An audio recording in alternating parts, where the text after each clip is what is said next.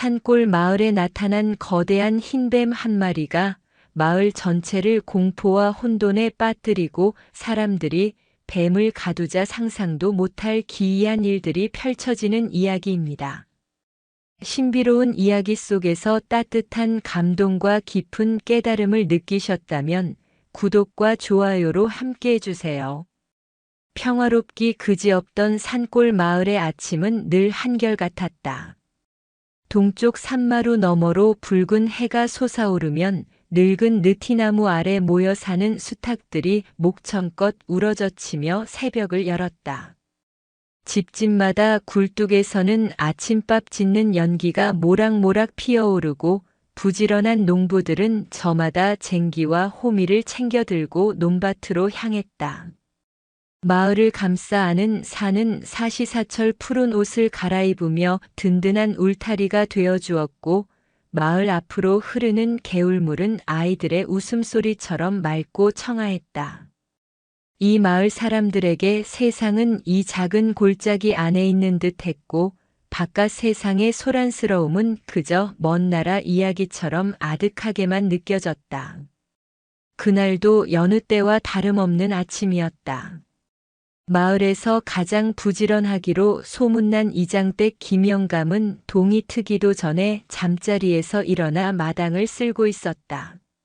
쌀이비가 흙바닥을 스치는 소리가 새벽의 정적을 부드럽게 깨웠다. 그때였다. 평소와는 다른 무언가 스산하고 기묘한 기운이 등줄기를 타고 서늘하게 흘렀다. 평생을 이 땅에 뿌리내리고 살아온 농부의 직감이었다. 김영감은 하던 일을 멈추고 귀를 기울였다. 멀리서 들려오는 닭 울음소리, 개 짖는 소리, 그리고 바람이 나뭇가지를 스치는 소리 외에는 아무것도 들리지 않았다. 내가 괜한 생각을 했는가? 김영감은 고개를 가로저으며 다시 빗자루를 들었다. 하지만 마음 한구석의 불안감은 쉬이 가시지 않았다. 그 불안감의 실체는 오래지 않아 모습을 드러냈다. 아침 식사를 마친 마을 청년 박서방이 헐레벌떡 이장댁으로 뛰어들어왔다. 그의 얼굴은 하얗게 질려 있었고 턱은 사시나무 떨듯 떨리고 있었다. 이장님, 큰일 났습니다. 정말 큰일 났어요. 박서방은 숨을 제대로 쉬지도 못하고 밭은 숨을 몰아쉬었다.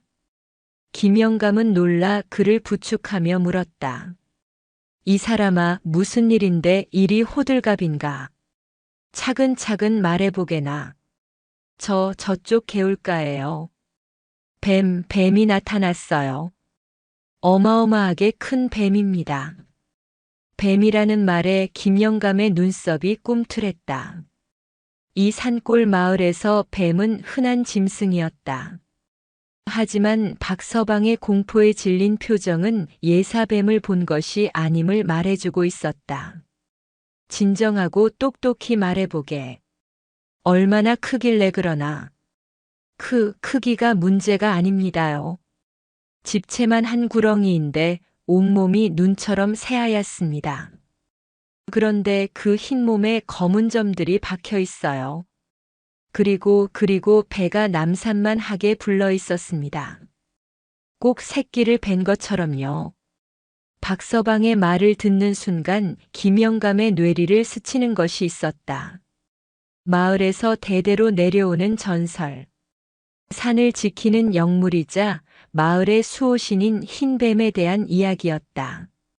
전설 속의 흰뱀은 마을에 큰 기론이 들거나 혹은 큰 재앙이 닥치기 전에 모습을 드러낸다고 했다. 김영감은 지체할 시간이 없다고 판단했다. 그는 박서방을 앞세우고 마을 사람들을 불러 모아 개울가로 향했다. 소문은 삽시간에 퍼져나가 온 마을 사람들이 두려움과 호기심이 뒤섞인 얼굴로 그 뒤를 따랐다. 웅성거리는 소리가 고요했던 마을을 가득 메웠다. 개울가에 도착한 사람들은 눈앞에 펼쳐진 광경에 할 말을 잃고 말았다. 박서방의 말은 조금도 과장이 아니었다. 개울 한가운데 커다란 바위 위에 거대한 흰 뱀이 또아리를 틀고 있었다. 그 크기는 웬만한 황소보다도 커 보였고 햇살을 받은 비늘은 은가루를 뿌린 듯 눈부시게 빛났다. 흠잡을 데 없이 새하얀 몸 곳곳에는 마치 먹물을 떨어뜨린 듯 기묘한 모양의 검은 반점들이 박혀 있었다. 가장 눈에 띄는 것은 단연 불룩하게 솟아오른 배였다. 누가 보아도 만삭의 몸이라는 것을 알 수 있었다. 뱀은 미동도 없이 고요히 엎드려 있었지만 그 존재만으로도 주위의 공기를 무겁게 짓눌렀다. 사람들은 저마다 숨을 죽인 채 멀찍이 서서 그 기이하고도 신비로운 생명체를 바라보았다. 아이들은 어른들의 등 뒤에 숨어 겁에 질린 눈으로 뱀을 훔쳐보았고 아낙네들은 두 손을 모아 기도를 올리기도 했다. 저것이 바로 전설로만 듣던 우리 마을 수호신이 아닐까요? 누군가 속삭이듯 말하자 사람들 사이에서 조용한 파문이 일었다. 쉿, 함부로 말하지 말게. 영물은 함부로 입에 올리는 것이 아니야. 나이 지긋한 노인이 조심스럽게 입을 열었다. 하지만 젊은이들의 생각은 달랐다. 두려움은 곧 적개심으로 변했다. 수호신은 무슨 수호신입니까? 저렇게 흉측한 것이 마을 한복판에 나타났는데 분명 나쁜 징조입니다. 당장 쫓아내야 합니다. 맞아요.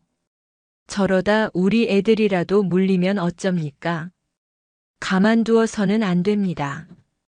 사람들의 의견이 분분하게 엇갈리며 소란이 커졌다. 김영감은 무거운 침묵 속에서 흰 뱀을 가만히 응시했다. 뱀은 여전히 움직이지 않았다. 그저 깊이를 알 수 없는 눈으로 이쪽을 바라보는 듯 했다. 그 눈빛에서는 어떠한 위협이나 사나움도 느껴지지 않았다. 오히려 깊은 슬픔과 무언가를 갈구하는 듯한 애처로움이 담겨 있는 것 같았다.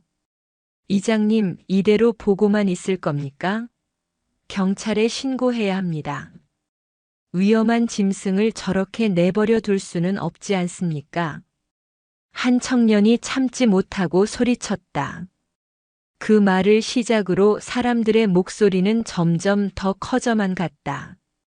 당장 잡아 죽여야 한다는 험악한 말까지 터져 나왔다. 김영감의 마음은 복잡하게 얽혀들었다.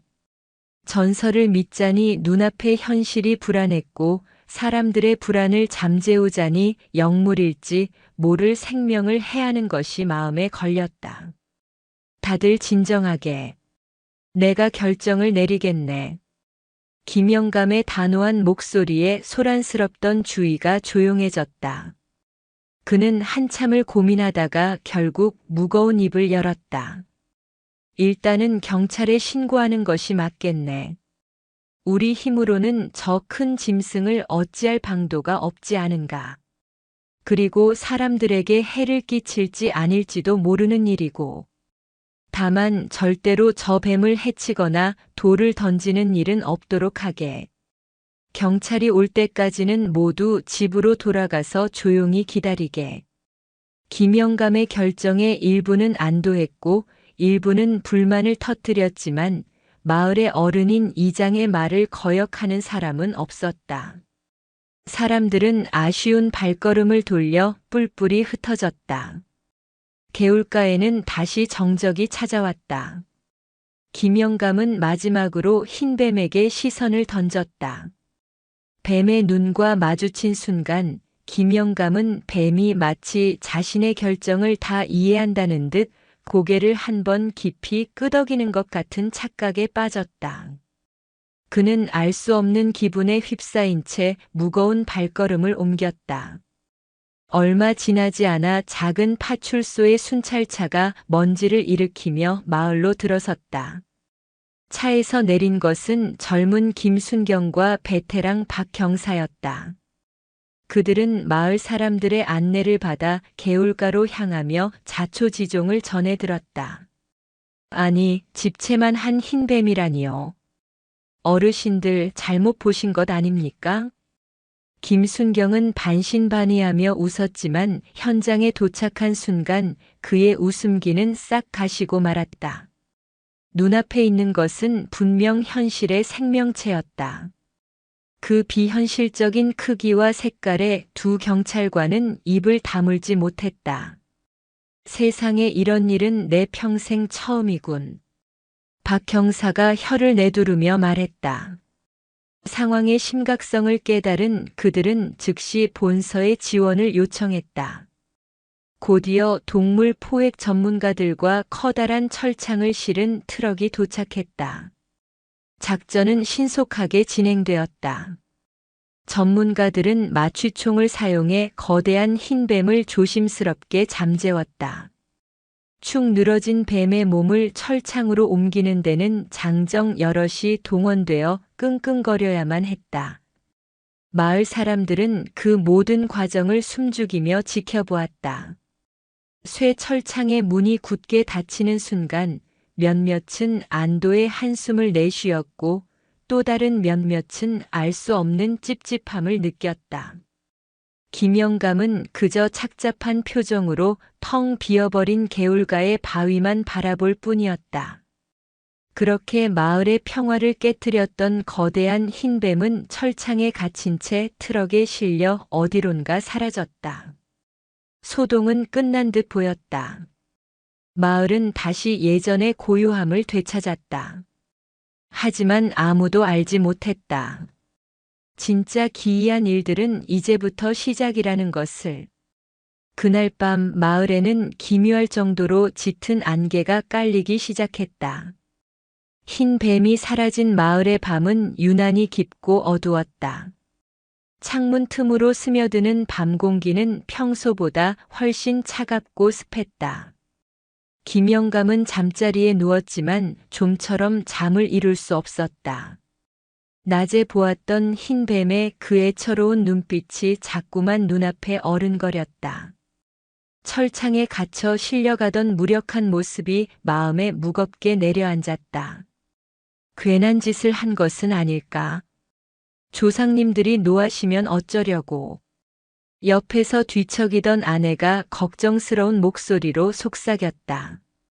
김영감은 아무 대답도 하지 못하고 돌아누워 눈을 감았다. 그저 모든 것이 기우이기를 바랄 뿐이었다. 다음 날 아침 마을은 안개에 휩싸여 있었다.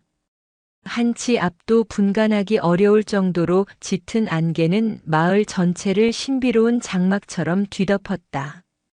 이런 안개는 수십 년을 이 마을에서 살아온 노인들도 처음 보는 것이었다. 사람들은 대문 밖으로 나서기를 주저하며 안개가 걷히기만을 기다렸다. 기이한 일은 안개뿐만이 아니었다. 마을의 모든 우물이 하룻밤 사이에 전부 말라붙어 버렸다. 아낙네들이 새벽같이 일어나 물을 기르러 갔지만 두레박에 걸려 올라오는 것은 축축한 흙과 자갈뿐이었다. 아니, 이게 무슨 일이람. 어제 저녁까지만 해도 물이 철철 넘쳤는데. 우리 집 우물도 마찬가지야. 바닥까지 싹 말라버렸어. 우물가에 모인 아낙네들의 얼굴에는 당혹감과 불안감이 가득했다. 물은 마을의 생명줄과도 같았다. 식수는 물론이고 농사를 짓고 가축을 키우는 데에도 절대적으로 필요한 것이었다. 갑작스럽게 모든 우물이 마르자 마을은 순식간에 혼란에 빠졌다. 이게 다 그 뱀 때문이야. 그 흉물이 나타나고부터 이상한 일들이 생기기 시작했어. 누군가 원망 섞인 목소리로 외쳤다. 그 말은 불씨가 되어 사람들 사이로 빠르게 번져나갔다. 어제까지만 해도 뱀을 동정하던 사람들조차 불안감에 휩싸여 뱀을 탓하기 시작했다. 그뿐만이 아니에요. 우리 집 씨암탉이 밤새 낳은 달걀이 전부 썩어 문드러졌어요. 우리 집 장독대 간장은 시커멓게 변해버렸고요. 여기저기서 믿기 힘든 이야기들이 터져나왔다. 평생을 성실하게 농사만 지어온 최영감네 밭에 푸르던 배추들은 하룻밤 사이에 누렇게 시들어버렸고 박서방네 외양간의 암소는 밤새 고통스럽게 울부짖다가 결국 숨을 거두었다. 가장 기이한 일은 마을 어귀를 지키던 수백 년 된 느티나무에서 일어났다. 사시사철 푸른 잎을 자랑하던 느티나무의 잎사귀들이 마치 가을이 온 것처럼 모두 붉게 물들어 버린 것이다. 마을은 공포에 휩싸였다. 사람들은 집 밖으로 나오기를 두려워하며 서로를 의심의 눈초리로 바라보기 시작했다. 평화롭던 마을의 인심은 흉흉해졌고 이웃 간의 따뜻한 정은 차갑게 식어갔다. 이장님, 이 일을 어찌하면 좋겠습니까? 이러다 우리 마을 사람들 다 굶어 죽겠습니다. 마을 회관에 모인 사람들은 김영감에게 몰려와 하소연했다. 김영감의 얼굴에도 수심이 가득했다. 그는 애써 침착함을 유지하며 사람들을 달랬다. 다들 진정하게. 우선은 면사무소에 연락해서 식수차라도 지원해달라고 요청하겠네. 그리고 다른 문제들도 하나씩 해결해 나갈 방법을 찾아보세. 김영감은 그렇게 말했지만 뾰족한 수가 있는 것은 아니었다. 마치 보이지 않는 거대한 힘이 마을 전체를 옥죄어 오는 듯한 불길한 예감에 사로잡혔다. 그는 어제 흰뱀을 신고했던 자신의 결정을 뼈저리게 후회하기 시작했다. 이장님, 혹시 그 흰뱀이 정말 우리 마을 수호신이었던 것은 아닐까요? 마을에서 가장 나이가 많은 박할머니가 떨리는 목소리로 물었다. 그녀는 평소에도 마을의 대소사에 대해 지혜로운 조언을 아끼지 않는 존경받는 어른이었다. 우리가 그분을, 그것도 새끼를 벤 몸을 함부로 대하고 쫓아냈으니 산신령님께서 노하신 것이 분명합니다. 박 할머니의 말에 회관 안은 찬물을 끼얹은 듯 조용해졌다. 사람들은 서로의 얼굴만 쳐다볼 뿐 아무 말도 하지 못했다. 그들의 마음속에도 어렴풋이 그런 생각이 자리 잡고 있었기 때문이다. 과학적으로 설명할 수 없는 기이한 현상들 앞에서 그들이 기댈 수 있는 것은 조상 대대로 내려오는 믿음뿐이었다. 그날 밤 김영감은 깊은 시름에 빠져 잠 못 이루고 있었다. 그때 방문 밖에서 부스럭거리는 소리가 들렸다.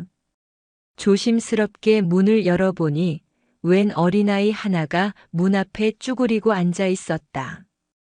김영감의 손주인 동훈이었다. 할아버지, 잠이 안 와요. 동훈이는 금방이라도 울음을 터뜨릴 것 같은 얼굴로 말했다. 왜 그러느냐, 우리 강아지. 무서운 꿈이라도 꾸었느냐? 김영감은 손주를 안아들어 방으로 데리고 왔다. 동훈이는 할아버지의 품에 안겨서야 겨우 안정을 되찾고 작은 목소리로 속삭였다. 꿈에 아주 예쁜 하얀 아주머니가 나왔어요. 그런데 아주머니가 슬프게 울고 있었어요. 하얀 아주머니? 네. 아주머니가 배가 많이 아프다고 했어요. 그리고 우리에게 도와달라고 했어요. 아기들이 위험하다고요. 아이의 뜬금없는 말에 김영감은 가슴이 철렁 내려앉는 것을 느꼈다. 하얀 아주머니, 배가 아프고 아기들이 위험하다는 말. 그것은 낮에 보았던 만삭의 흰뱀을 떠올리게 하기에 충분했다. 아이들은 영험하다는 옛말이 머릿속을 스쳐 지나갔다. 동훈아, 그 아주머니가 또 뭐라고 하더냐? 김영감은 떨리는 목소리로 물었다. 동훈이는 고개를 저었다. 아니요. 그냥 계속 울기만 했어요. 너무 슬퍼 보였어요, 할아버지. 손주를 재우고 다시 자리에 누운 김영감의 머릿속은 더욱 복잡해졌다. 이것은 단순한 우연이 아니었다. 마을에 닥친 재앙과 아이의 꿈, 그리고 흰뱀. 이 모든 것들이 보이지 않는 끈으로 연결되어 있음을 직감했다. 그는 더 이상 이 사태를 방관하고만 있을 수 없다고 결심했다. 날이 밝는 대로 자신이 직접 그 흰 뱀이 잡혀간 곳을 찾아가야겠다고 마음먹었다. 설령 그것이 헛걸음이 될지라도 이 미스터리를 풀기 위해서는 무엇이라도 해야만 했다. 마을의 운명이 자신의 손에 달려 있을지도 모른다는 무거운 책임감이 그의 어깨를 짓눌렀다. 다음 날 새벽 김영감은 동이 트기도 전에 자리에서 일어났다. 밤새 한숨도 자지 못했지만 정신은 오히려 맑았다. 그의 마음속에는 이미 굳은 결심이 서 있었다. 아내는 그런 남편의 기색을 알아차리고 조용히 아침상을 차려주었다. 어디를 가시려는 게요? 읍내에 좀 다녀와야겠네. 경찰서에도 들르고 군청에도 가봐야 할 것 같아. 김영감은 밥을 뜨는 둥 마는 둥 하고 자리에서 일어섰다. 그의 단호한 표정에 아내는 더 이상 아무것도 묻지 않고 낡은 외투를 챙겨주었다. 마을은 여전히 짙은 안개에 쌓여 있었다. 김영감은 한치 앞도 보이지 않는 안개 속을 헤치며 읍내로 향하는 버스 정류장으로 걸음을 옮겼다. 평소 같았으면 왁자지껄했을 새벽 시장길도 흉흉한 소문 때문인지 오가는 사람이 없어 삭막하기 그지없었다. 읍내 경찰서에 도착한 김영감은 다짜고짜 그제 마을에서 잡아간 흰 뱀의 행방을 물었다. 젊은 김순경이 어리둥절한 표정으로 그를 맞았다. 어르신, 그 뱀은 어인일로 찾으십니까? 지금은 전문가들이 관리하는 동물 보호시설로 안전하게 이송되었습니다. 그 시설이 어디인지 알려주게. 내가 꼭 가서 만나봐야 할 생명이네. 김영감의 간절한 표정에 김순경은 난처한 표정을 지었다. 규정상 알려드리기가 좀 곤란합니다만 무슨 특별한 이유라도 있으신지요? 김영감은 마을에서 벌어지고 있는 기이한 일들을 하나도 빼놓지 않고 털어놓았다. 우물이 마르고 작물이 시들고 가축이 죽어나가는 이야기, 그리고 간밤에 손주가 꾼 꿈 이야기까지. 김순경은 처음에는 황당하다는 듯 듣고 있었지만 김영감의 진지하고 절박한 태도에 점점 표정이 굳어갔다. 어르신, 그게 정말입니까? 그저 우연의 일치일 수도 있지 않겠습니까? 우연이라 하기엔 너무나도 많은 일들이 한꺼번에 일어나고 있네. 나는 그 흰 뱀이 우리에게 무언가 말을 하려는 것이라고 믿네. 우리가 그 생명을 해치지는 않았지만 자유를 빼앗고 어미와 새끼를 갈라놓으려 하지 않았는가. 그것이 큰 죄가 된 것일세. 김영감의 목소리에는 깊은 후회와 확신이 담겨 있었다.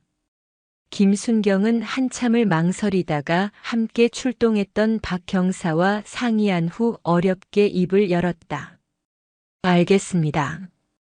제가 한번 알아보겠습니다. 하지만 큰 기대는 하지 마십시오. 이미 상부의 지시로 결정된 사안이라 쉽게 뒤집기는 어려울 겁니다. 김순경은 어딘가로 전화를 걸어 한참 동안 이야기를 나누었다. 그의 표정은 점점 심각해졌다. 전화를 끄는 그는 무거운 표정으로 김영감에게 말했다. 어르신, 상황이 좋지 않습니다. 그 뱀이 이송된 후에 아무것도 먹지 않고 있다고 합니다. 수의사들이 검진을 해봤지만 원인을 알 수 없다고 하고요. 뱃속의 새끼들까지 위험한 상황이라고 합니다. 그 말을 듣는 순간 김영감은 가슴이 철렁 내려앉았다. 손주의 꿈 이야기가 현실이 되고 있었다. 부탁하네, 젊은이. 내가 그 뱀을 다시 우리 마을로 데려올 수 있도록 도와주게. 모든 책임은 이 늙은이가 지겠네. 김영감은 김순경의 손을 붙잡고 애원했다. 과학과 이성을 믿는 젊은 경찰이었지만 그의 눈앞에 있는 노인의 간절함과 마을의 기이한 현상들은 그의 마음을 흔들기에 충분했다. 그는 결국 상사에게 보고하겠다며 김영감을 돌려보냈다. 김영감은 무거운 발걸음으로 경찰서를 나섰다. 희망보다는 절망이 더 큰 상황이었지만 그는 포기할 수 없었다. 그는 곧장 군청으로 향했다. 군수님을 만나 단판을 짓기 위해서였다. 하지만 군수님을 만나는 것은 하늘의 별 따기보다 어려웠다. 문전박대를 당하고 돌아서야만 했다. 이대로 물러설 수는 없다. 김영감은 군청 앞마당에 주저앉았다. 지나가는 사람들이 이상한 눈초리로 쳐다봤지만 아랑곳하지 않았다. 그는 마을을 살리기 위해 그리고 그 신비로운 생명을 구하기 위해 자신이 할 수 있는 모든 것을 해야 한다고 다짐했다. 저녁이 다 되어서야 김영감은 지친 몸을 이끌고 마을로 돌아왔다. 마을 회관에는 그의 소식을 기다리는 사람들로 가득 차 있었다. 김영감은 고개를 숙인 채 경찰서와 군청에서 있었던 일을 이야기했다. 사람들의 얼굴에 실망과 절망의 빛이 역력했다. 이제 우린 다 끝났어. 산신령님의 노여움을 샀으니 이 마을은 곧 망하고 말 거야. 누군가 탄식하며 울음을 터뜨렸다. 공포와 절망은 전염병처럼 번져나갔다. 그때 뒤편에 조용히 앉아있던 박 할머니가 자리에서 일어났다. 아직 끝이 아닙니다. 하늘이 무너져도 솟아날 구멍은 있는 법이지요. 사람들의 시선이 모두 박 할머니에게로 향했다. 우리가 직접 산신령님께 용서를 구해야 합니다. 우리 힘으로 그분을 다시 모셔올 수 없다면 우리의 정성이라도 보여드려야지요. 내일 아침 마을 사람들 모두가 그 흰 뱀이 있던 개울가에 모여 제를 올립시다. 우리의 잘못을 빌고 그분과 뱃속 아기들의 무사 안녕을 기원하는 겁니다. 박 할머니의 제안은 절망에 빠져 있던 마을 사람들에게 작은 희망의 불씨를 던져주었다. 그것만이 그들이 할 수 있는 유일한 일처럼 느껴졌다. 맞습니다. 우리가 잘못했습니다. 우리가 직접 용서를 빌어야 합니다. 그래, 그렇게 합시다. 지푸라기라도 잡는 심정으로 해봅시다. 사람들은 너나 할 것 없이 동의했다. 김영감도 고개를 끄덕였다. 비록 미신이라 할지라도 마을 사람들의 마음을 하나로 모으고 간절한 기도를 올리는 것이 지금으로서는 최선의 방법이었다. 그날 밤 마을의 모든 집에서 제사에 쓸 음식을 준비하는 불빛이 밤늦도록 꺼지지 않았다. 아낙네들은 정성껏 쌀을 씻고 나무를 묻혔고 남자들은 개울과 주변을 깨끗이 청소하고 제를 올릴 제단을 만들었다. 마을 전체가 하나의 마음이 되어 움직였다.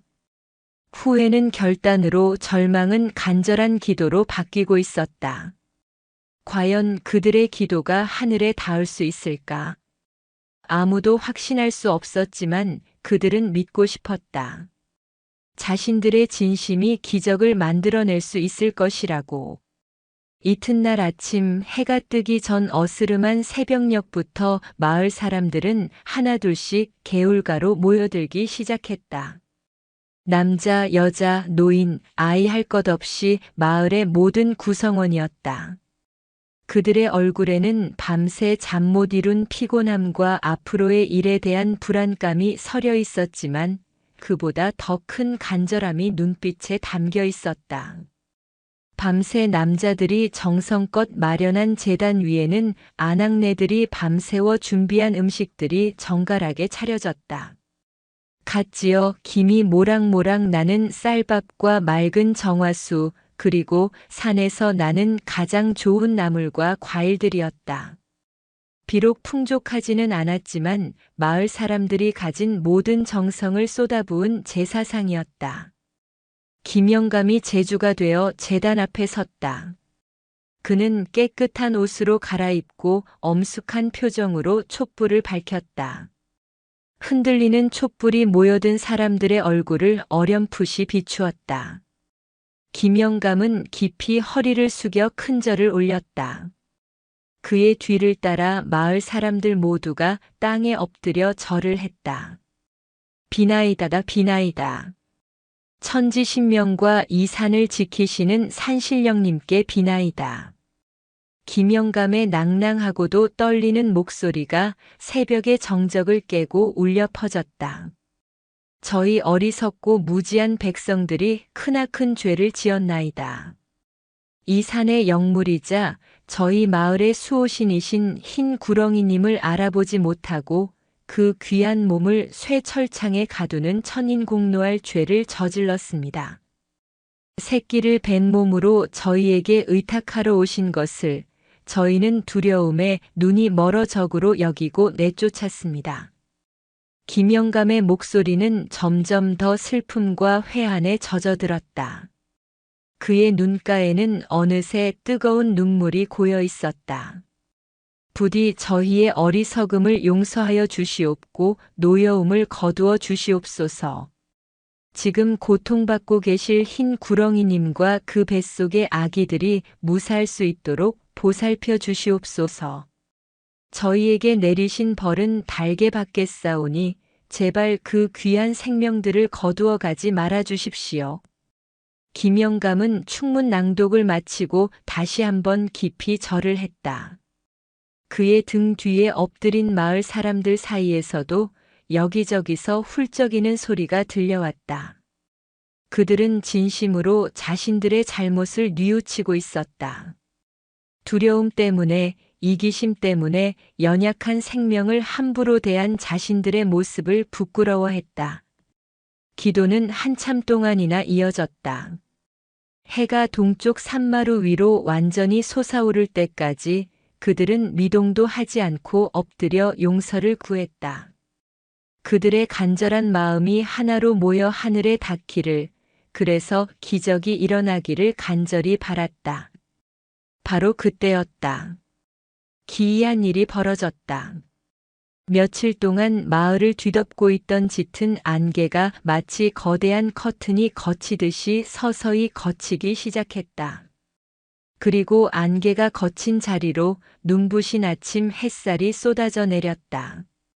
따스한 햇살이 사람들의 어깨 위로 내려앉자 그들은 마치 신의 응답이라도 받은 듯 놀라움과 경이로움에 사로잡혔다.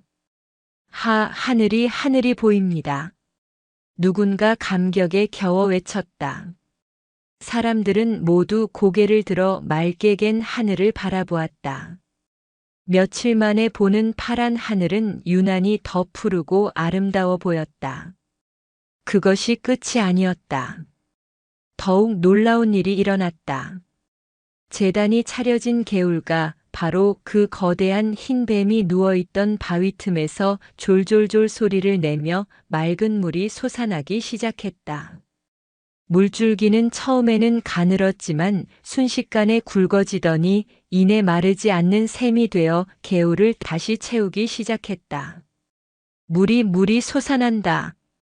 사람들은 환호성을 질렀다. 몇몇은 달려가 손으로 물을 떠서 마셔보기도 했다. 그 물은 얼음장처럼 차갑고 달았다. 메말랐던 마을에 다시 생명의 기운이 돌기 시작한 것이다. 이 기적 같은 광경을 너클 잃고 바라보던 김영감의 주머니에서 갑자기 전화벨 소리가 요란하게 울렸다. 읍내 경찰서의 김순경에게서 걸려온 전화였다. 어르신, 방금 동물보호시설에서 연락이 왔습니다. 정말 믿기지 않는 일이 벌어졌습니다. 김순경의 목소리는 흥분으로 가득 차 있었다. 무슨 일인가, 김순경? 어서 말해보게. 그 흰 뱀이 조금 전부터 갑자기 기력을 차리고 먹이를 먹기 시작했다고 합니다. 수의사들도 도무지 이유를 모르겠다며 어리둥절하고 있습니다. 마치 누군가의 기도를 듣기라도 한 것처럼요. 그리고 더 놀라운 것은 곧 출산이 임박한 것 같다고 합니다. 김순강의 말을 듣는 김영감의 눈에서는 뜨거운 눈물이 쉴 새 없이 흘러내렸다. 이것은 우연이 아니었다. 그들의 간절한 기도가, 진심 어린 사죄가 하늘에 닿아 기적을 만들어낸 것이었다. 감사합니다. 정말 감사합니다. 김영감은 전화를 끊고 하늘을 향해 몇 번이고 고개를 숙였다. 마을 사람들도 김영감의 표정을 보고 모든 것이 잘 해결되었음을 직감했다. 그들은 서로를 부둥켜 안고 기쁨의 눈물을 흘렸다. 절망의 구렁텅이에서 빠져나와 한 줄기 희망의 빛을 본 순간이었다.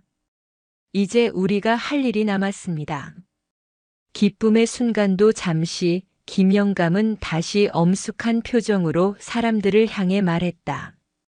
흰 구렁이님이 곧 새끼를 낳으실 겁니다. 어미와 새끼들이 편안하게 지낼 수 있는 보금자리를 우리가 마련해 드려야 합니다. 그것이 우리가 그분께 진정으로 사죄하고 은혜에 보답하는 길입니다. 김영감의 말에 이의를 제기하는 사람은 아무도 없었다. 그들은 이제 흰뱀을 두려움의 대상이 아닌 마을을 지켜주는 고마운 수호신으로 받아들이고 있었다. 마을 사람들은 다시 한번 마음을 모아 흰뱀을 맞이할 준비를 시작했다. 그들의 얼굴에는 더 이상 두려움이나 불안의 그림자는 찾아볼 수 없었다. 오직 희망과 설렘 그리고 감사하는 마음만이 가득할 뿐이었다.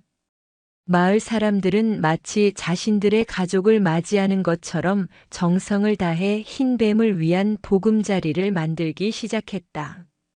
김영감의 지휘 아래 마을의 청년들은 힘을 합쳐 뱀이 처음 발견되었던 개울가 근처 햇볕이 잘 들고 조용한 숲속 공터의 널찍한 털을 닦았다. 너무 인위적이어서는 안 되네. 최대한 자연 그대로의 모습을 살려야 해. 김영감은 젊은이들에게 신신당부했다. 그들은 주변의 나무를 베거나 땅을 파헤치는 대신 널려있는 돌멩이를 주워 담을 쌓고 썩은 나뭇가지를 치워 주변을 정리하는 수준에서 일을 진행했다. 아낙네들은 부드러운 짚과 마른 풀을 모아 푹신한 잠자리를 만들었다. 혹시라도 뱀이 추울까봐 볕에 잘 말린 솜을 가져와 깔아주는 할머니도 있었다. 아이들은 산과 들을 뛰어다니며 예쁜 들꽃을 꺾어와 보금자리 주변을 장식했다. 온 마을이 축제라도 열린 듯 활기찬 분위기에 휩싸였다. 며칠 후 김순경으로부터 다시 연락이 왔다. 흰 뱀의 출산이 임박했으며 정부 당국과 전문가들이 논의한 끝에 뱀을 원래 있던 곳으로 돌려보내는 것이 최선이라는 결론을 내렸다는 소식이었다. 마을 사람들의 간절한 청원과 과학적으로 설명할 수 없는 기이한 현상들이 그들의 마음을 움직인 것이다. 대신 조건이 있습니다. 절대로 뱀을 자극하거나 해를 끼쳐서는 안 되며 전문가들이 정기적으로 방문하여 상태를 확인하는 것에 협조해야 합니다. 김영감은 흔쾌히 모든 조건을 수락했다. 약속된 날 마을 입구에 커다란 트럭 한 대가 멈춰섰다.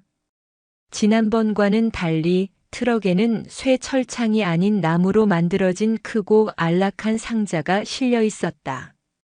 마을 사람들은 모두 길가에 나와 숨죽이며 트럭을 맞이했다. 상자가 조심스럽게 땅으로 내려지고 문이 열렸다. 그러자 거대한 흰 뱀이 천천히 모습을 드러냈다. 며칠 전보다 수척해 보이기는 했지만 그 눈빛은 예전처럼 깊고 영롱했다. 뱀은 잠시 주위를 둘러보더니 이내 익숙한 냄새를 맡았는지 마을 사람들이 마련해 놓은 보금자리를 향해 조금씩 몸을 움직이기 시작했다. 사람들은 조용히 길을 터주며 그 신비로운 행렬을 경외심 어린 눈으로 지켜보았다. 흰뱀은 조금도 경계하는 기색 없이 사람들을 지나쳐 숲속의 새로운 보금자리로 들어갔다. 그리고 마치 안락한 자기 집에라도 온 것처럼 부드러운 집단 위에 편안하게 또아리를 틀었다. 그 모습을 본 마을 사람들은 모두 안도의 한숨을 내쉬었다. 그날 밤 마을은 조용한 흥분과 기대감에 휩싸였다. 아무도 잠들지 않고 흰뱀의 순산을 기원했다. 김영감과 몇몇 마을 어른들은 보금자리에서 조금 떨어진 곳에 모닥불을 피우고 밤새 그곳을 지켰다. 시간이 얼마나 흘렀을까? 깊은 밤의 정적을 깨고 숲속 보금자리 쪽에서 아주 작고 가느다란 소리가 들려오기 시작했다. 그것은 갓 태어난 생명의 울음소리 같기도 했고 경쾌한 노랫소리 같기도 했다. 김영감과 어른들은 서로의 얼굴을 마주보며 조용히 미소를 지었다. 날이 밝자 김영감은 마을 사람들을 대표하여 조심스럽게 보금자리로 다가갔다. 어미 뱀은 곤히 잠들어 있었고 그 품 안에는 세상에 이보다 더 귀여울 수 없는 작은 아기 뱀들이 꼬물거리며 서로의 몸을 비비고 있었다. 아기 뱀들은 어미를 쏙 빼닮아 온몸이 새하얗지만 아직 검은 반점은 보이지 않았다. 그 수는 어림잡아 수십 마리는 되어 보였다. 그 평화롭고 신비로운 광경에 김영감은 저도 모르게 두 손을 모았다. 생명의 탄생은 그 자체로 경이롭고 축복받을 일이었다. 마을에 닥쳤던 재앙과 고난이 모두 이 작은 생명들을 탄생시키기 위한 진통이었을지도 모른다는 생각이 들었다. 소식은 금세 온 마을로 퍼져나갔다. 사람들은 저마다 먹을 것을 들고 와 보금자리 멀찍이 놓고 가며 어미 뱀의 산후조리를 도왔다. 아이들은 신기한 아기 뱀들을 보고 싶어 했지만 어른들은 어미와 새끼들이 놀라지 않도록 멀리서 조용히 지켜보게 했다. 며칠이 지나자 놀라운 변화가 다시 한번 마을에 찾아왔다. 개울물이 솟아난 것에 이어 시들었던 밭의 배추들이 언제 그랬냐는 듯 다시 파릇파릇하게 생기를 되찾기 시작했다. 밤새 울부짖다 죽었던 암소의 외양간에서는 건강한 송아지가 태어났고 붉게 물들었던 느티나무 잎사귀들은 다시 짙은 녹색으로 돌아왔다. 썩었던 달걀을 낳던 암탉은 황금빛 노른자를 가진 신선한 달걀을 낳기 시작했다. 마을은 예전의 평화를 되찾은 것을 넘어 이전보다 훨씬 더 풍요롭고 활기찬 기운으로 가득 찼다. 사람들은 이 모든 것이 흰 뱀과 그 아기들이 가져다준 축복이라고 굳게 믿었다. 더 이상 뱀을 두려워하거나 흉물스럽게 여기는 사람은 아무도 없었다. 흰뱀 가족은 마을의 진정한 수호신이자 소중한 일원이 되었다. 흰뱀 가족이 마을 숲속에 보금자리를 튼 이후 마을에는 눈에 띄는 변화가 생겼다. 가장 큰 변화는 사람들의 마음가짐이었다. 그들은 더 이상 자연을 정복하거나 이용해야 할 대상으로 여기지 않았다. 대신 자연의 일부로서 다른 생명들과 더불어 살아가는 법을 배우기 시작했다. 아침이면 마을 사람들은 밭으로 나가기 전 숲을 향해 가볍게 묵내를 하며 하루의 안녕과 풍년을 기원했다. 아이들은 숲에서 놀 때 나무를 꺾거나 꽃을 함부로 따지 않았고 작은 벌레 한 마리도 소중히 여기게 되었다. 어미 뱀은 대부분의 시간을 보금자리에서 아기 뱀들을 돌보는 데 썼다. 하지만 가끔 달빛이 유난히 밝은 밤이면 거대한 몸을 이끌고 마을을 한 바퀴 순찰하듯 조용히 돌아다니곤 했다.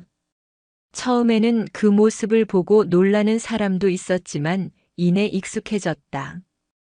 뱀은 결코 사람들을 위협하지 않았고 그저 묵묵히 마을의 안녕을 살피는 수호신처럼 보였다. 신기하게도 흰 뱀이 마을에 머무르기 시작한 이후로 마을에는 도둑 한 명 들지 않았고 멧돼지나 고라니 같은 산짐승들이 밭을 망치는 일도 완전히 사라졌다. 사람들은 흰 뱀의 신비로운 기운이 마을 전체를 보호해주고 있다고 믿었다. 아기 뱀들은 무럭무럭 자라났다. 며칠 사이에 꼬물거리던 몸짓은 제법 뱀다운 날렵함을 갖추게 되었다.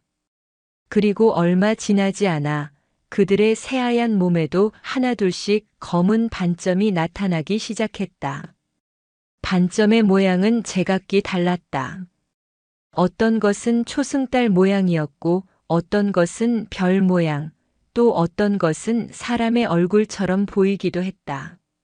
마을 아이들은 아기 뱀들에게 저마다 이름을 붙여주며 친구처럼 대했다. 점이, 별이, 달이 등등. 아기 뱀들도 아이들을 두려워하지 않고 마치 강아지처럼 그들 주위를 맴돌며 장난을 치기도 했다. 물론 어른들은 항상 아이들에게 뱀을 존중하고 조심스럽게 대해야 한다고 가르쳤다. 어느 날 이 신비로운 마을의 소문을 듣고 외지에서 방송국 사람들이 찾아왔다. 그들은 거대한 흰 뱀과 아기 뱀들, 그리고 그들과 함께 살아가는 마을 사람들의 이야기를 카메라에 담고 싶어 했다. 이장님, 정말 대단한 일입니다. 이런 이야기는 세상에 알려져야 합니다. 마을 관광에도 큰 도움이 될 겁니다. 방송국 PD는 흥분하며 김영감을 설득했다. 그의 말대로 방송이 나가면 마을은 순식간에 유명해지고 많은 관광객이 몰려와 경제적으로 큰 이득을 얻을 수도 있었다. 마을 사람들 중 일부도 그 제안에 솔깃해했다. 하지만 김영감은 깊은 고민에 빠졌다. 그는 마을 회관에 모든 주민을 모아놓고 이 문제를 의논했다. 여러분들의 생각은 어떻습니까? 우리 마을이 세상에 알려지는 것이 과연 좋은 일일까요? 당연히 좋은 일이지요, 이장님. 우리 손주들 맛있는 거라도 하나 더 사주려면 돈이 필요하지 않습니까? 한 청년이 앞장서서 말했다. 몇몇이 그 말에 동조하며 고개를 끄덕였다. 하지만 반대하는 목소리도 만만치 않았다. 나는 반댈세. 우리 흰 구렁이님 가족은 구경거리가 아니야. 그분들이 우리를 믿고 이곳에 머물러 주셨는데 우리가 그 평화를 깨트려서는 안 되네. 박 할머니의 남편인 최 영감이 단호하게 말했다. 맞습니다. 사람들이 많이 몰려오면 우리 마을의 고요함은 사라지고 말 겁니다. 돈 몇 푼 버는 것보다 더 소중한 것을 잃게 될 수도 있어요. 의견이 팽팽하게 맞서자 회관 안은 시끄러워졌다. 김영감은 조용히 사람들의 이야기를 듣고 있다가 손을 들어 모두를 조용히 시켰다. 우리가 가장 중요하게 생각해야 할 것이 무엇인지 다시 한번 생각해 봅시다. 우리는 얼마 전 우리의 무지와 욕심 때문에 큰 재앙을 겪었습니다. 그리고 간절한 기도를 통해 겨우 용서를 받고 새로운 기회를 얻었습니다. 그 교훈을 벌써 잊으셨습니까? 김영감의 차분하지만 힘있는 목소리에 사람들은 모두 입을 다물었다. 우리가 얻은 가장 큰 축복은 돈이나 명성이 아닙니다. 바로 저 신비로운 생명과 함께 살아가는 지혜를 배우게 된 것입니다. 공존의 가치를 깨닫게 된 것입니다. 만약 우리가 또다시 욕심에 눈이 멀어 그분들의 평화를 방해한다면 하늘은 우리에게 주셨던 축복을 다시 거두어 가실지도 모릅니다. 김영감의 말은 사람들의 마음을 움직였다. 그들은 돈보다 더 소중한 가치가 무엇인지를 다시 한번 깨달았다. 결국 마을 사람들은 만장일치로 방송국의 취재 요청을 정중히 거절하기로 결정했다. 며칠 후 김영감은 마을 어귀에 작은 팻말 하나를 세웠다. 팻말에는 이렇게 쓰여 있었다. 이곳은 모든 생명이 더불어 살아가는 고요한 안식처입니다. 부디 그 평화를 지켜주시기 바랍니다. 그것은 외부인들을 향한 부탁이자 마을 사람들 스스로를 향한 다짐이기도 했다. 그들은 비록 세상의 주목을 받지는 못하더라도 자연과 조화를 이루며 살아가는 그들만의 행복을 지켜나가기로 선택한 것이다. 그 결정은 마을을 더욱 단단하고 지혜롭게 만들었다. 시간은 흘러 풍요로웠던 가을이 지나고 찬 바람이 불기 시작했다. 산골 마을의 겨울은 유난히 길고 추웠다.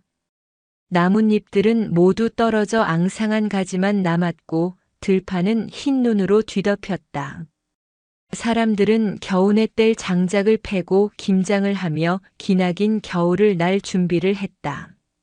마을 사람들의 가장 큰 걱정거리는 단연 흰뱀 가족의 겨울나기였다. 뱀은 변온동물이라 추운 겨울에는 동면에 들어간다는 사실을 모르는 사람은 없었다. 하지만 그 거대한 몸집의 어미뱀과 수십 마리의 아기뱀들이 과연 이 혹독한 추위를 무사히 이겨낼 수 있을지 모두가 걱정했다. 저렇게 큰 몸으로 어디에 들어가서 잠을 잔단 말인가. 아기뱀들은 아직 너무 어린데 겨울을 나다가 얼어 죽기라도 하면 어쩌지. 사람들은 저마다 한마디씩 걱정을 쏟아냈다. 김영감은 마을 어른들과 머리를 맞대고 의논했다. 우리가 그분들을 위해 따뜻한 겨울집을 지어드리는 것이 어떻겠습니까? 땅을 깊게 파고 집과 낙엽을 두툼하게 깔아주면 추위를 막을 수 있을 겁니다. 좋은 생각이었다. 마을 사람들은 다시 한번 힘을 모았다. 청년들은 곡괭이와 삽을 들고 뱀들의 보금자리 근처에 넓고 깊은 구덩이를 파기 시작했다. 땅이 얼어붙기 시작해서 쉽지 않은 작업이었지만 누구 하나 불평하는 사람이 없었다. 아낙네와 아이들은 산으로 가 마른 낙엽을 긁어 모으고 볏짚을 날라와 구덩이를 가득 채웠다. 그리고 그 위를 두꺼운 비닐과 흙으로 덮어 마치 거대한 움집 같은 겨울잠 공간을 만들었다. 입구는 찬 바람이 들어가지 않도록 작은 통로만 남겨두었다.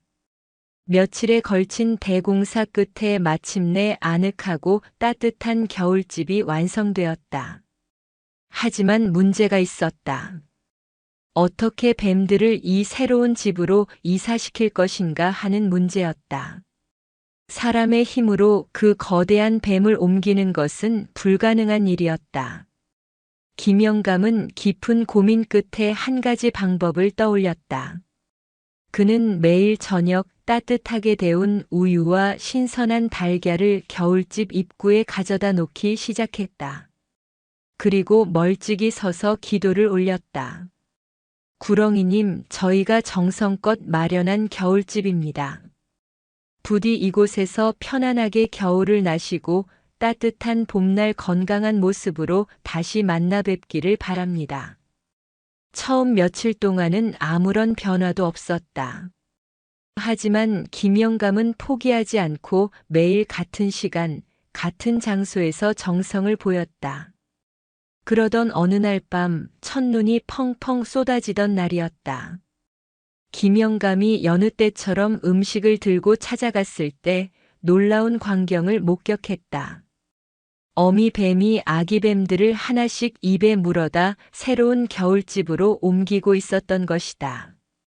아기 뱀들은 어미의 입안에서 얌전히 몸을 말고 있었다. 그 모습은 마치 자식을 품에 안고 안전한 곳으로 옮기는 인간 어미의 모습과 조금도 다르지 않았다. 김영감은 그 숭고한 모성애에 감동하여 자기도 모르게 눈시울을 붉혔다. 모든 아기 뱀을 옮긴 후 어미 뱀은 마지막으로 김영감이 서 있는 쪽을 한번 돌아보았다. 그 눈빛에는 고맙다는 인사가 담겨 있는 듯 했다. 그리고는 거대한 몸을 이끌고 조용히 겨울집 안으로 사라졌다. 그날 이후 마을에는 평화로운 침묵이 흘렀다.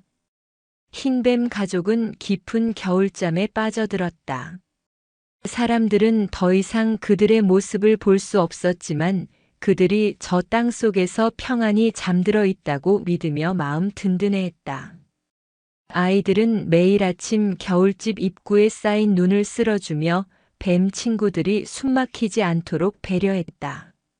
마을의 겨울은 혹독했지만 사람들의 마음은 그 어느 때보다 따뜻했다. 이웃과 정을 나누고 서로의 안부를 물으며 힘든 시기를 함께 이겨나갔다. 신기하게도 그해 겨울 마을에는 독감 환자 한 명 없이 모두가 건강하게 지냈다. 사람들은 이 또한 흰뱀의 보살핌 덕분이라고 생각했다. 기나긴 겨울밤 노인들은 화롯가에 둘러앉아 아이들에게 흰뱀의 전설을 이야기해 주었다. 그것은 더 이상 무서운 이야기가 아니었다. 인간의 어리석음과 자연의 위대함, 그리고 용서와 공존의 지혜가 담긴 감동적인 이야기였다. 아이들은 반짝이는 눈으로 이야기에 귀를 기울이며 생명을 존중하고 자연을 사랑하는 마음을 키워나갔다. 그렇게 마을의 겨울은 깊어가고 있었다. 따뜻한 봄날, 흰뱀 가족과 다시 만날 날을 기다리며 길고 혹독했던 겨울이 끝나고 마침내 산과 들의 따스한 봄 기운이 찾아왔다. 얼어붙었던 개울물이 녹아 다시 졸졸졸 노래를 부르기 시작했고 앙상했던 나뭇가지들에도 연두빛 새순이 파릇파릇 돋아났다. 마을 사람들의 옷차림도 한결 가벼워졌고 얼굴에는 희망찬 기운이 감돌았다. 봄이 오자 마을 사람들의 마음은 온통 한 곳으로 향해 있었다. 바로 흰뱀 가족이 겨울잠을 자고 있는 움집이었다. 슬슬 깨어나실 때가 되지 않았나? 아기뱀들은 얼마나 자랐을까? 사람들은 매일 아침 움집 주변을 서성이며 그들이 다시 세상 밖으로 나오기만을 손꼽아 기다렸다. 특히 아이들은 작년에 함께 놀았던 아기뱀 친구들을 만날 생각에 하루하루가 설렘으로 가득했다. 그러던 어느 화창한 봄날, 마침내 기다리던 순간이 찾아왔다. 밭에서 일하던 한 농부가 움집 입구를 막고 있던 흙더미가 조금씩 허물어지는 것을 발견하고 소리쳤다. 나온다, 나와. 구렁이님 가족이 깨어나셨다.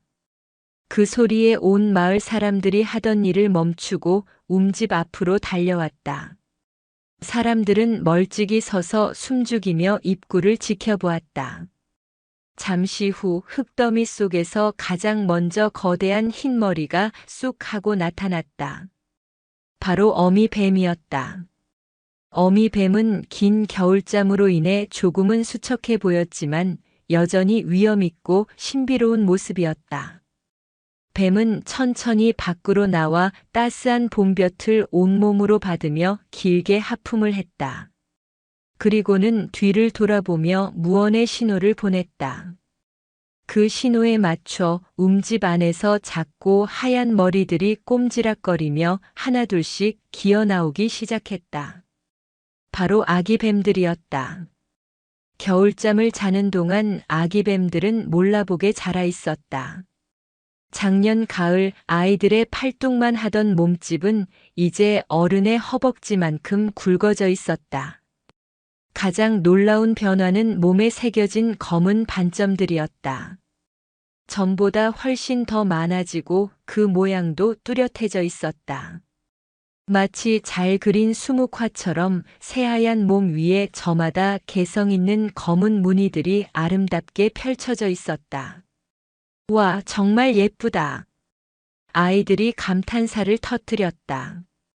아기뱀들은 오랜만에 만나는 바깥 세상이 신기한 듯 주위를 두리번거리다가 이내 익숙한 아이들의 얼굴을 발견하고는 반갑다는 듯 꼬리를 살랑거리며 다가왔다. 아이들은 환호하며 뱀 친구들을 맞이했다. 마을은 다시 활기를 되찾았다. 어미뱀은 예전처럼 숲속 보금자리에 머물며 마을을 묵묵히 지켜주었고, 한층 성장한 아기뱀들은 온 산과 들을 제 집처럼 누비고 다녔다. 그들은 마을의 훌륭한 파수꾼 역할을 했다. 밭의 곡식을 축내는 쥐나 두더지를 잡아주었고, 아이들이 위험한 곳에 가지 않도록 항상 주변을 맴돌며 지켜주었다. 그해 봄 마을에는 유난히 큰 풍년이 들었다.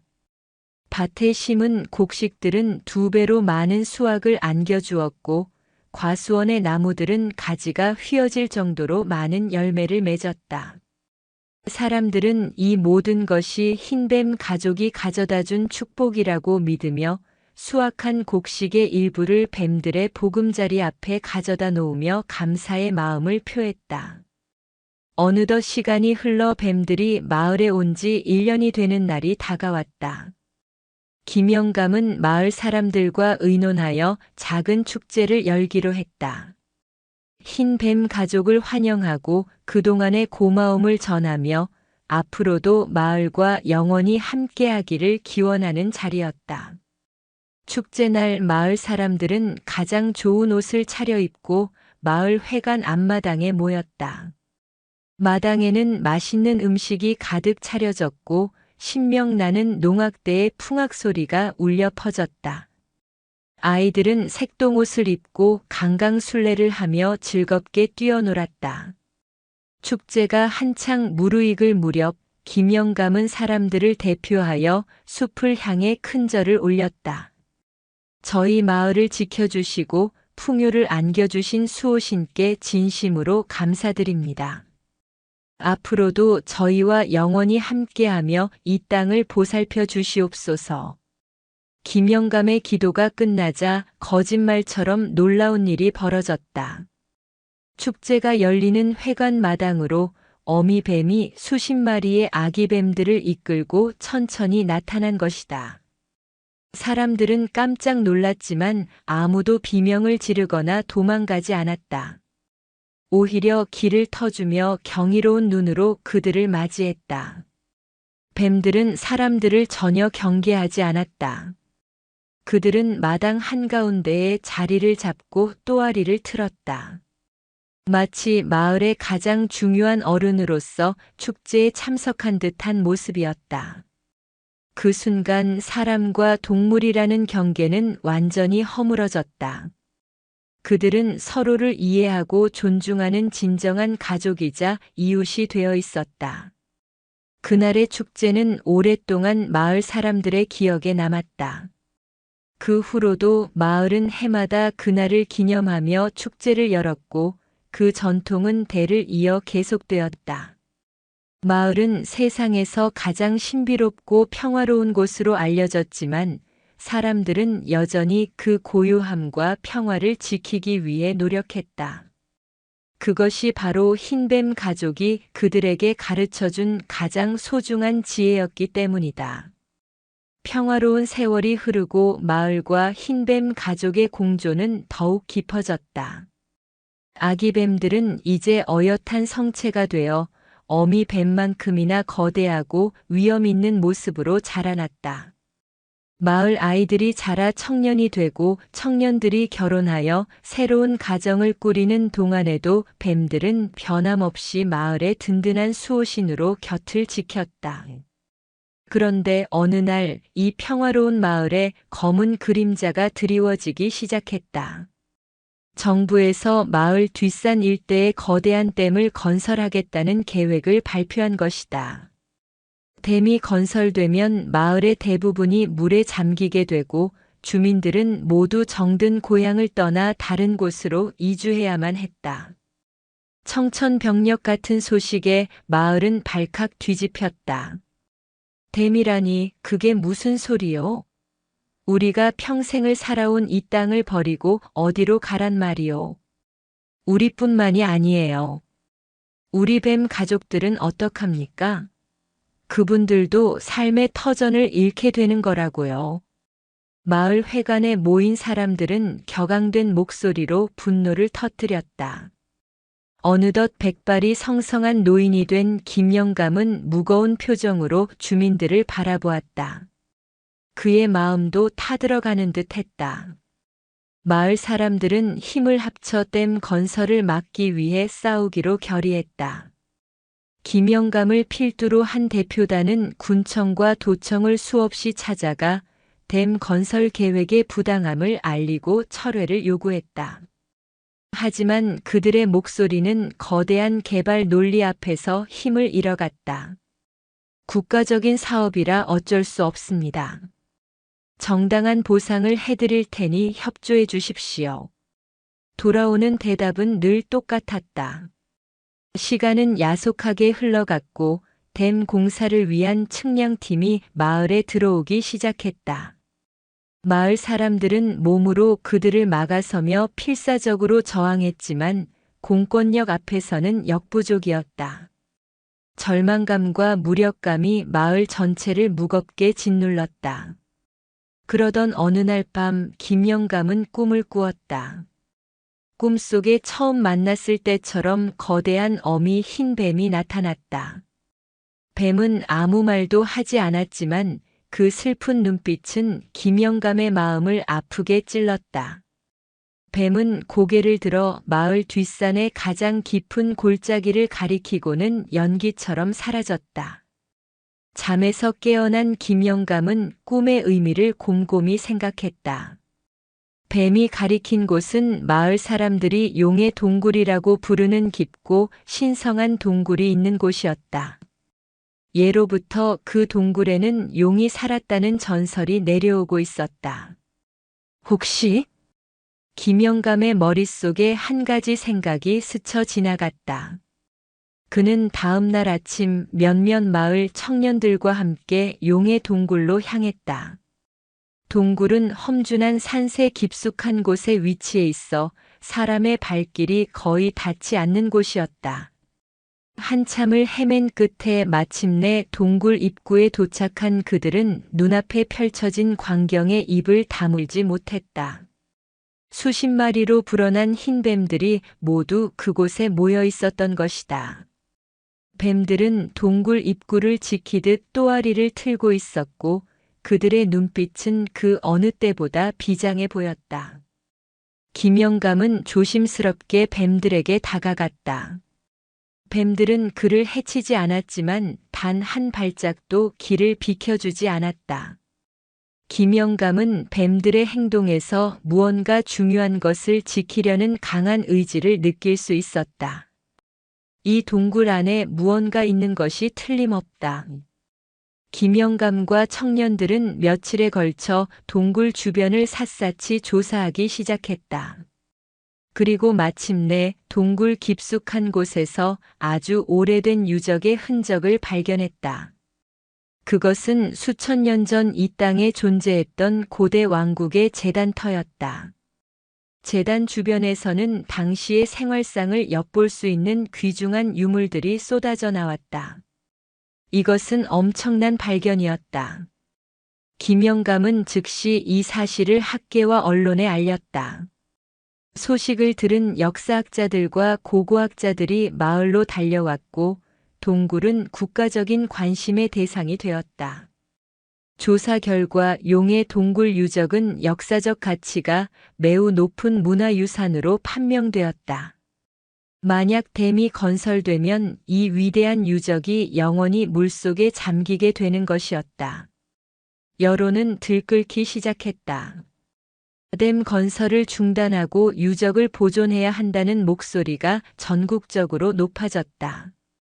결국 정부는 국민적인 요구를 이기지 못하고 댐 건설 계획을 전면 백지화하기로 결정했다. 마을이 지켜진 것이다. 마을 사람들은 환호성을 질렀다. 그들은 자신들의 힘만으로는 불가능했을 일을 흰뱀 가족이 도와주었다고 굳게 믿었다. 뱀들이 오랜 세월 동안 조상들의 신성한 터전을 묵묵히 지켜왔고 위기의 순간에 그 비밀을 알려주어 마을을 구한 것이라고 생각했다. 김영감은 다시 한번 숲을 향해 깊이 고개를 숙였다. 감사합니다. 당신들이 또다시 우리를 구해주셨습니다. 이 은혜는 대대손손 잊지 않겠습니다. 마을은 위기를 통해 더욱 단단해졌다. 그들은 자신들의 고향이 단순히 살아가는 공간이 아니라 조상들의 숨결이 깃든 소중한 역사이자 모든 생명과 함께 지켜나가야 할 공동의 유산임을 가슴 깊이 깨닫게 되었다. 댐 건설 위기가 지나간 후 마을은 다시 예전의 평화를 되찾았다. 아니, 이전보다 더 깊고 단단한 평화가 마을에 자리 잡았다. 용의 동굴에서 발견된 고대 유적은 국가 사적지로 지정되어 보호받게 되었고, 마을은 역사와 자연이 공존하는 특별한 장소로 세상에 알려졌다. 하지만 마을 사람들은 예전처럼 외부의 관심에 흔들리지 않았다. 그들은 여전히 소박하고 조용한 삶을 지켜나갔다. 마을을 방문하는 사람들에게는 역사를 존중하고 자연을 아낄 것을 정중하게 부탁했다. 많은 이들이 마을 사람들의 지혜로운 태도에 감명받고 돌아갔다. 어느덧 세월이 흘러 김영감은 세상을 떠나고 그의 손주였던 동훈이가 새로운 이장이 되었다. 동훈은 할아버지의 뜻을 이어받아 마을을 현명하게 이끌었다. 그가 어릴 적 꿈에서 보았던 하얀 아주머니는 이제 마을 전체의 할머니가 되어 있었다. 흰뱀 가족은 계속해서 번성했다.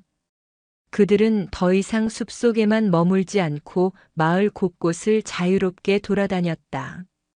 사람들은 밭에서 일하다가 뱀과 마주쳐도 놀라지 않고 오늘도 고생이 많으십니다 하고 정겹게 인사를 건넸다. 뱀들은 마치 그 인사를 알아듣기라도 한 듯 조용히 고개를 끄덕이고 제 갈 길을 가곤 했다.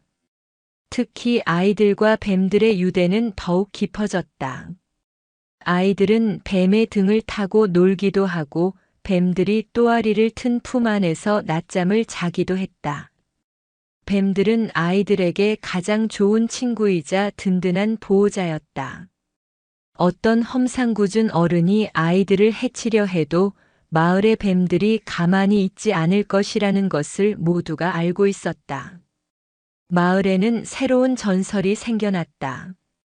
마을에서 태어난 아이가 100일이 되면 부모는 아이를 안고 숲속의 어미뱀에게 데려가 인사를 시키는 풍습이었다.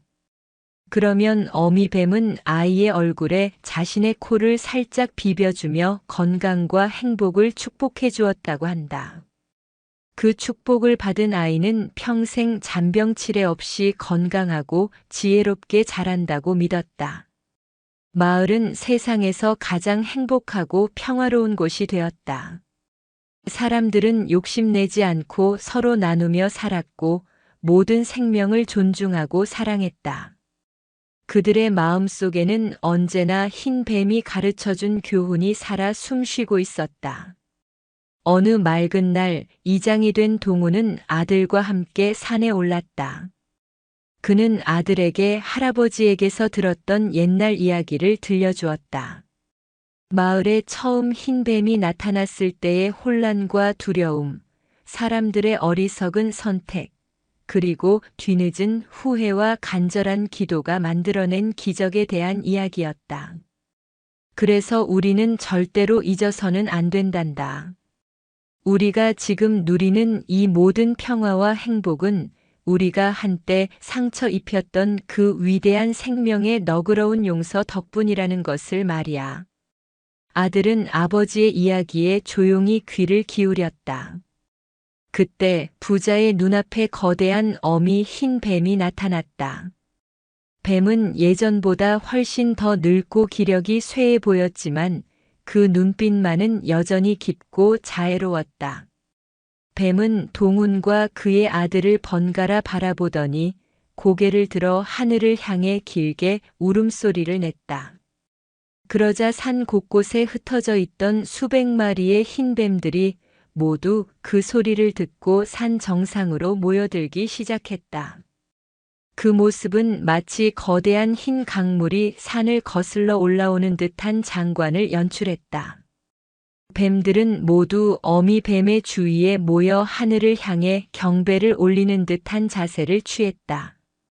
잠시 후 하늘에서 눈부신 오색빛이 내려와 어미 뱀의 몸을 감쌌다.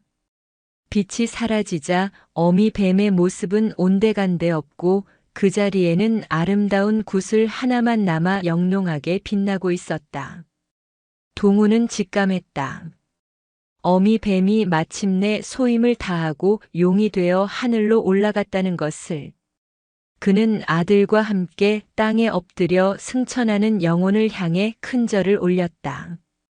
어미 뱀은 떠났지만 그 자식들은 여전히 남아 마을을 지켰다.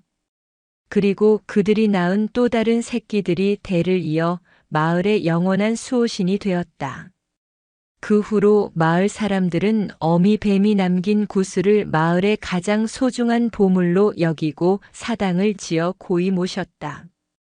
그리고 대대손손 흰 뱀의 전설을 이야기하며 모든 생명과 더불어 살아가는 지혜를 잊지 않고 살아갔다고 한다. 자연이 우리에게 보내는 작은 신호를 무시하고 우리의 욕심과 두려움으로 함부로 대할 때 우리는 큰 재앙을 맞이할 수 있습니다. 하지만 진심으로 잘못을 뉘우치고 용서를 구할 때 자연은 언제나 우리에게 더 큰 축복으로 보답합니다. 진정한 풍요는 물질적인 것에 있는 것이 아니라 모든 생명과 조화롭게 공존하며 살아가는 지혜 속에 있습니다. 우리가 받은 은혜를 잊지 않고 감사하는 마음으로 살아갈 때 그 행복은 대를 이어 영원히 계속될 것입니다.